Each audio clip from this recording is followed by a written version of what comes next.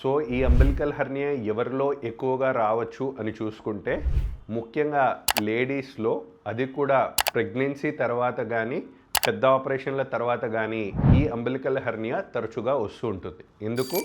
ఇందాకే చెప్పుకున్నట్టు ఆల్రెడీ అంబిలికస్ దగ్గర, బొడ్డు దగ్గర వీక్నెస్ అనేది పుట్టినప్పుడు అందరికీ ఉన్నప్పటికీ కూడా ఎవరైతే లేడీస్ ప్రెగ్నెంట్ అవుతారో ప్రెగ్నెన్సీలో ఏమవుతుంది, కడుపంతా స్ట్రెచ్ అవ్వడం జరుగుతుంది. ఇట్స్ జస్ట్ లైక్ ఒక బెలూన్ తీసుకొని మనం ఒక బెలూన్లో చిన్న హోల్ పెట్టి బెలూన్ని మొత్తం స్ట్రెచ్ చేస్తే ఏ విధంగా అయితే ఆ మధ్యలో ఉన్న హోల్ కూడా పెద్దదవుతుందో, అదేవిధంగా ప్రెగ్నెంట్ ఫీమేల్స్లో కూడా ఆ వీక్ అయిపోయిన అంబిలికస్ పైన ఇంకా స్ట్రెచ్ జరగడం వల్ల ఆ గ్యాప్ అనేది పెద్దదైపోవడం వల్ల అంబిలికల్ హెర్నియా అనేది ప్రెగ్నెంట్ లేడీస్లో బాగా వస్తుంది.